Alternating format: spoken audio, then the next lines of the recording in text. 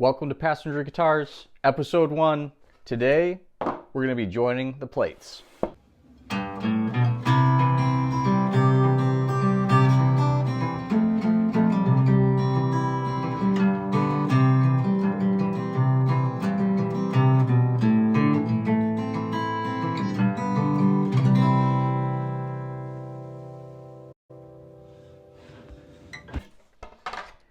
So today we're going to be doing one of the first steps you do when you're building a guitar, and that's joining the soundboard plates together. The soundboard is probably the biggest contributor to a guitar's sound and tone and overall quality. So it's a really critically important first step here. This glue seam is deceptively challenging to do correctly. The seam has to be absolutely perfect. It can't give or flex or clamp into place. It has to be just perfectly flat and straight and joined together. So we're going to go through the steps I do to create that hopefully perfect glue seam joint. But before we get into things, I wanted to go over the type of wood I'm using for this guitar build. So I'm super excited about this. This is Port Orford cedar. It's an unusual wood to use in a guitar. I haven't really seen them used before, but we'll get into kind of the little factoids about this wood that I think make argument for a really excellent tone wood. So if you don't know, Port Orford cedar is used to make arrows. So this is an arrow made of Port Orford cedar. The reason why it's used for arrows is because the grain tends to be very contiguous in long strands. Its strength to weight ratio is excellent, and it's very stiff. So coincidentally, all three of those qualities are things we look for in a tone wood for a top plate. So, and this harkens back to my archery days when I used to do that a lot. So this is an arrow that I made with Port Orford cedar. So I thought it was kind of cool to use that kind of crossover hobbies as well. So another interesting thing that I love about Port Orford cedar is it has a high concentration of phenolic compounds. And just as an aside, that is also interesting, again, harking back to my other hobby with beekeeping, there's a lot of anecdotal stories of in lumber yards and mill yards where they processed a lot of cedars and Orford cedar in particular. The guys working there would always notice a lot of bees in the sawdust piles. And the thought is that it's kind of like a chicken that take dirt baths, and that's a way to fight against parasites and things like that. It's thought that the phenolic compounds, which have a lot of antimicrobial properties, anti-parasitic properties, it's a lot of health benefits actually to the compounds in Port Orford cedar. But the varroa mite that infects the honeybee doesn't like that compound. So it's the bee's way of kind of trying to rid themselves of the varroa mite. When I kept bees, when I was making arrows, I took the sawdust and scattered it in the entrance area of the hives. Whether that did anything or not, I don't know, but it was kind of cool. So I thought you would appreciate that little factoid. That's a roundabout way of saying this stuff is super, super fragrant. It's one of my favorite smells, actually, of all time. It's unbelievable. So if you've ever smelled Port Orford cedar, you have to smell it at least once because it's quite memorable and pleasant. Maybe as a side quest, I could make some kind of a cologne out of it someday, but who knows. So yeah, getting back to the guitar build, this stuff has incredibly straight grain, tight grain. It's very stiff. It rings like a bell. So I'm very hopeful it's going to be a great sounding guitar at the end. This set is running on the thin side. I would like it just a hair thicker because it gives me a little wiggle room in case the glue up isn't quite perfect. You can kind of get around that a little bit, but it should still be fine to use. So yeah, we're gonna go through the steps of truing up this glue seam and showing you how I glue them up. So this is just a before the jointing process. You can see huge gaps in that glue joint, and we're going to true it up.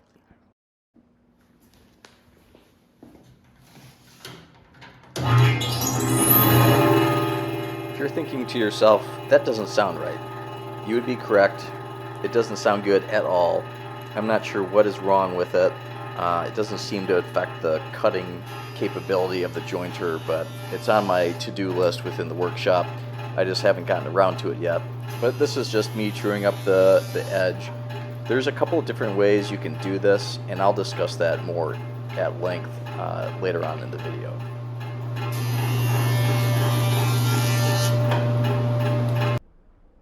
So this is the joint right after using the jointer. It's a great glue joint. You could make a table, whatever, gluing it up and just be fine. But if you look, a little bit of light passes through that seam. And if you think of this as a 100-year instrument, that's not going to fly. It's going to separate over time. So this is a problem we need to overcome. We need to make that a perfect joint.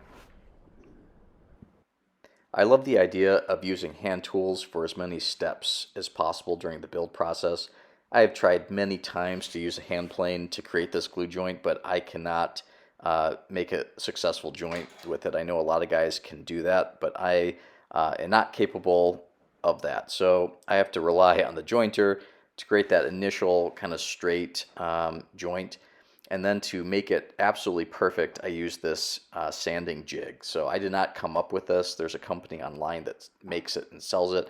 I simply ripped it off for a lot cheaper. I think they sell it for $90. My apologies to the company that makes it. I might remember what company it is if I am sponsored maybe, so I'm just throwing that out there. But it's pretty simple to make, just a 1/4-inch piece of glass on the bottom to make a really smooth flat surface with some adhesive sandpaper on the bottom, and I will show you how to use that in a little bit. Now, one note I will say, you don't need a jointer to make that initial pass. You could use a flush trim router bit or a sled on a table saw. Both would work really well to make that initial cut. And the key to this sanding jig, I think anyway, is just to make things as thick as possible to not allow any kind of warpage or movement over time. Just make things as rigid and 90 degrees as possible.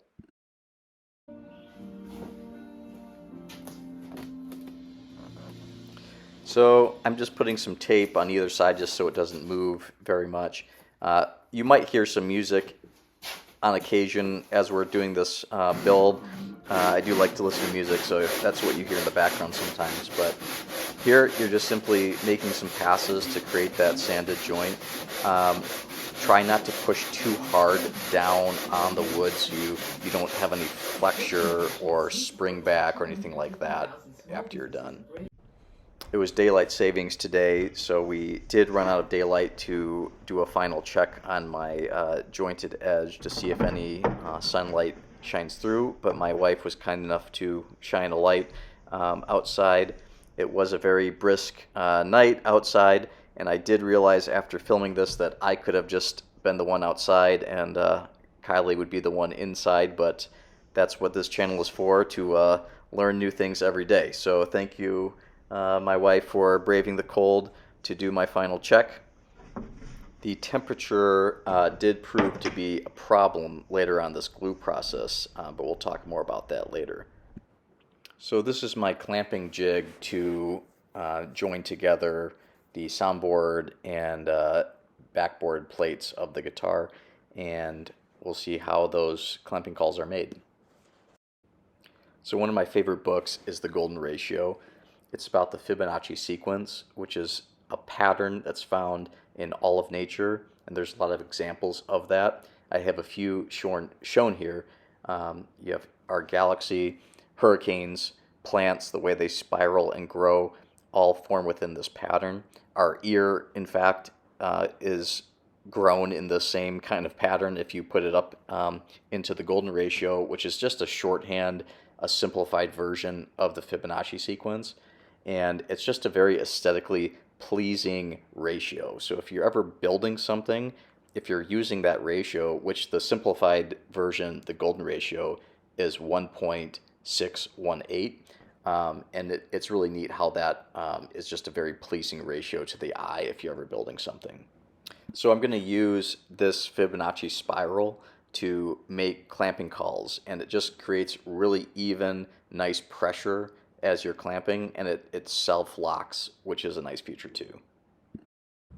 So to create the Fibonacci spiral, I have a string fixed to a 1/4-inch pin and loosely attached to the writing instrument.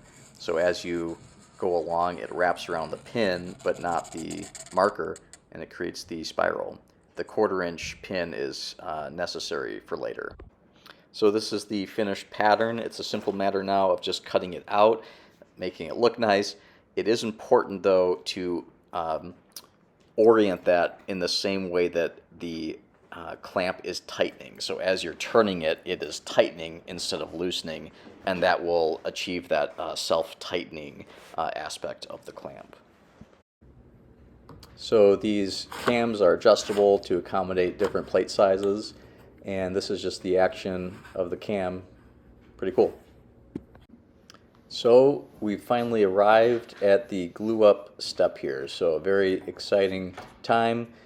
I just have it in the jig, just making sure everything's lined up.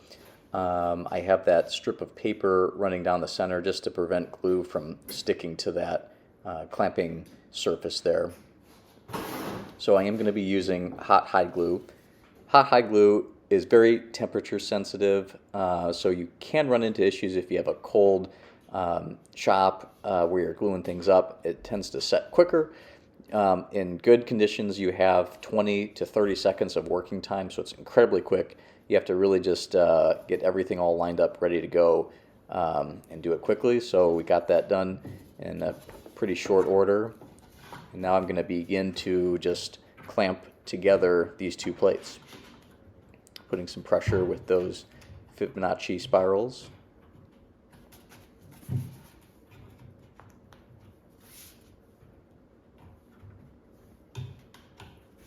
Oh, don't like that.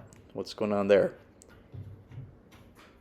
Doesn't look like it's quite meeting up at that end, but we'll soldier on here. I'm going to put the second piece of paper down. And yep, still not looking good. Let's add a little bit more pressure. That always helps.